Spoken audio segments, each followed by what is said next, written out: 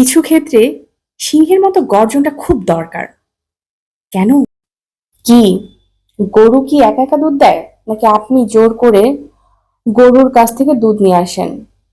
গাধা, সেও নিজে নিজে বোঝা বইতে চায় না, আপনি তাকে চাপিয়ে দেন।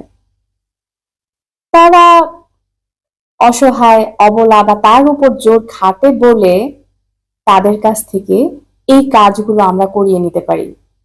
কিন্তু সিংহের কাছ থেকে আপনি চাইলেই কি সিংহের দুধ নিয়ে আসতে পারেন, অথবা তাকে দিয়ে বোঝা বওয়াতে পারেন? পারেন না। কারণ দুনিয়া শক্তের ভক্ত, নরমের জম। এই ব্যাপারটা পশু পাখি জীবজন্তু আমাদেরকে যেমন বোঝায়, আমরা মানুষেরা কালে কালে প্রতিবার বুঝে আসি, তারপরেও মানতে চাই না। মানতে না চাওয়ার কারণ আমাদের শরীরের বয়ে যাওয়া রঙিন রং। আমরা সরল বটে, আবার অদ্ভুত বটে। অনেক কিছুই সহজ হলেও সহজভাবে মেনে নেওয়া আমাদের জন্য সহজ নয়।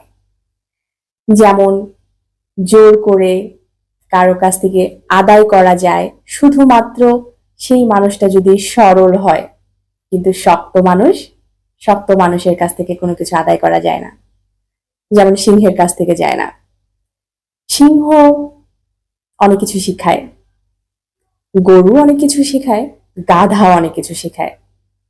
গাধা অনেক উপকারী প্রাণী হওয়া সত্ত্বেও গাধা একটা বিশেষ গালি, একটা সমাজের ট্যাবু গালি হিসেবে খুব পরিচিত।